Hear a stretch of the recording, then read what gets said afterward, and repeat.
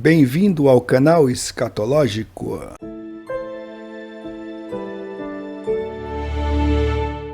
Vamos falar um pouco a respeito do famoso discurso do apóstolo Paulo no Areópago em Atenas. Se você for lá visitar, existe uma placa comemorativa desse discurso que Paulo fez naquele local. Então eles levantaram a placa e colocaram partes desse discurso lá, em grego, mais precisamente dos versículos 22 a 32, E essa aí é a placa com o discurso de Paulo, lá no Areópago em Atenas. Um registro interessante, Podemos dizer que esse é um discurso de placa. E aqui vocês podem ver o Areópago visto a partir da Acrópole, E o nome Areópago significa colina de Marte. Trata-se de uma colina perto da Acrópole, onde em tempos antigos um conselho se reunia. O conselho se tornou o conselho da cidade de Atenas, e nos tempos romanos era a corte que supervisionava a moral, a educação e a religião. Nos dias de Paulo, a corte se reunia no pórtico real, na praça abaixo da Acrópole. É o que vocês estão vendo aí. Talvez o propósito do conselho em ouvir Paulo fosse não somente satisfazer a curiosidade de seus membros, como está no versículo 21 do capítulo 17 de Atos, mas também para avaliar as ideias que eles consideravam estranhas, que Paulo vinha propagando. Paulo, então, ele estava passeando no Areópago, e ele disse: Homens atenienses, em tudo vos vejo um tanto supersticiosos, porque passando eu e vendo os vossos santuários, achei também um altar em que estava escrito: Ao Deus desconhecido. Esse, pois, que vós honrais, não conhecendo, é o que eu vos anuncio. O Deus que fez o mundo e tudo o que nele há, sendo Senhor do céu e da terra, não habita em templos feitos por mãos de homens, nem tampouco é servido por mãos de homens, como que necessitando de alguma coisa, pois ele mesmo é quem dá a todos a vida e a respiração, e todas as coisas. E de um só sangue fez toda a geração dos homens, para habitar sobre toda a face da terra, determinando os tempos já dantes ordenados e os limites da sua habitação. Nós podemos ver aqui que a linguagem utilizada por Paulo é uma linguagem que nos remete à terra bíblica. Ele diz aqui bem claramente: sendo o Senhor do céu e da terra. E ele diz: o Deus que fez o mundo e tudo o que nele há. Então tudo que existe no mundo, certo? Foi Deus que criou. E até os elementos com os quais nós trabalhamos, Um elemento que você utiliza, por exemplo, uma caneca, Isso aqui não surgiu do nada, A caneca que eu tenho em mão não surgiu do nada. Foi Deus que criou os elementos, certo? O café que estou bebendo também não surgiu do nada. O papel, que está aqui, tem um livro na minha frente, não surgiu do nada. O computador, tudo isso foi Deus que criou. O homem apenas transformou, Então nós transformamos elementos criados por Deus em alguma coisa útil para o ser humano. Então está aqui o mundo e tudo que nele há. Deus criou este mundo, Então alguns pastores aí estão ensinando que existe um espaço sideral, que nós giramos numa bola gigantesca e do lado de nós existem outras bolas gigantescas. Existe um planeta gigantesco gasoso chamado Júpiter, que tudo isso é muito maior do que a Terra, Pura balela, pura mentira. E isso é inspirado pelo demônio, certo? Vem de Satanás, Nós sabemos que foram os Illuminati, os maçons, os Rosacruzes e os jesuítas, Aliás, os jesuítas encabeçando tudo isso, que ensinaram e divulgaram essa balela, Mas isso não está na palavra de Deus. Nada dessa visão concorda com a palavra de Deus. E a gente pode ver que não concorda mesmo. Olha aqui, ó. O Deus que fez o mundo e tudo que nele há. Essa é a visão do apóstolo Paulo. Tudo que nele há. Sendo o Senhor do céu e da terra. Está aqui.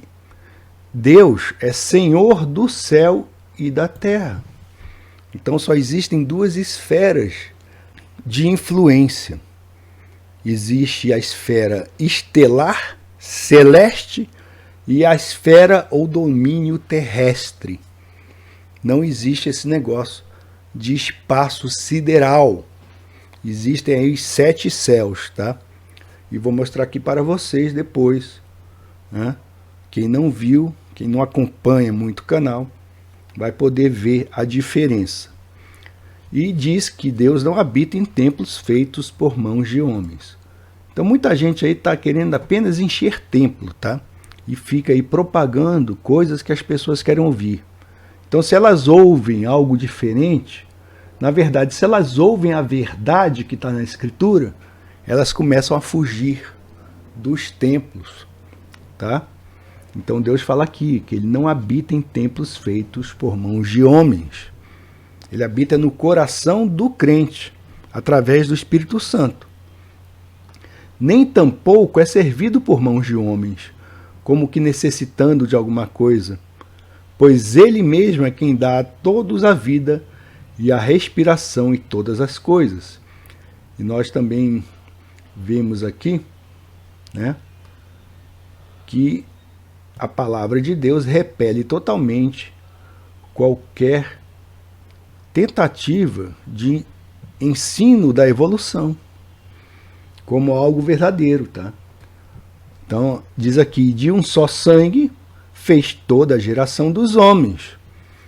Em outra versão diz, e de um só fez toda a raça humana. De um só fez toda a raça humana, para habitar sobre toda a face da terra. Olha a linguagem de Paulo aqui, também se referindo à terra bíblica estendida, tá? Diz então aqui, ó, toda a face da terra. Toda a face da terra, face. Toda a face da terra, é isso aqui, ó. Certo? Ele estendeu a terra. E ele continua, né? Vamos ver aqui. Ele continua, determinando os tempos já dantes ordenados. Está aqui. Ele está se referindo a Gênesis, tá? Que diz que Deus criou os luminares, as lâmpadas, né? Para servirem de contagem dos tempos e das estações. Certo? Então, está aqui, ó, é uma ordenança de Deus até. Né?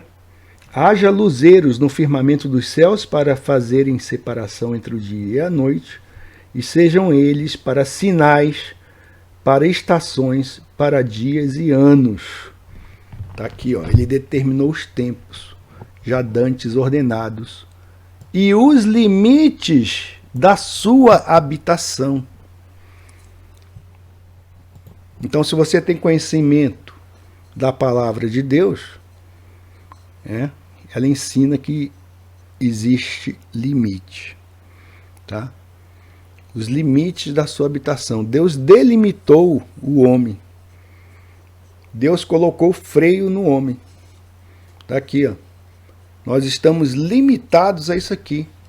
Não existe esse negócio do cara viver numa bola, tá? E cadê a face da bola? Aqui, quando ele fala a face da terra, está se referindo à terra inteira. Onde é que está a face de um globo terrestre? Diga aí, ô cristão boloide, me explique, me ensine.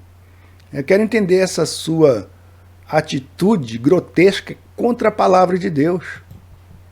Aí, onde está a face, né, de toda a terra? Os limites. Nesse globo terrestre não existe limite, não? Os caras dizem o seguinte, ó, estamos aqui, a gente pega um foguete, aí sai aqui, ó, vai para o espaço sideral. Depois da dita atmosfera, né, que eles dizem que a atmosfera é lógico que existe, mas a atmosfera no globo, ela tem um contato com o vácuo, certo? Não tem nenhuma barreira segurando os gases, tá? Então, assim, ó, aí vai voando, né? Voando. É que eles gostam de andar num carro conversível, certo? É um carro conversível. Não tem capota. Aí pega o foguete, aí vai para o espaço sideral, fica boiando. E eles vêm com essa lorota, não é? Sempre com essas mentiradas. Né? Deixo com vocês o Salmo 74, versículo 16 e 17. Teu é o dia, tua também a noite. A luz e o sol tu os formaste. Fixaste os confins da terra. Verão e inverno, tu, ó Deus, os fizeste. Deus então fixou um limite. Ele fixou os confins da terra. Então cuidado com aquilo que escondem de você, tá? A palavra de Deus deve ser interpretada de modo a rejeitar toda essa ciência maquiavélica, tá? Essa falsa ciência. Então diz aqui, ó Timóteo, guarda o depósito que te foi confiado, tendo horror aos clamores vãos e profanos, e às oposições da falsamente chamada ciência. Então quem é que faz oposição à verdadeira fé?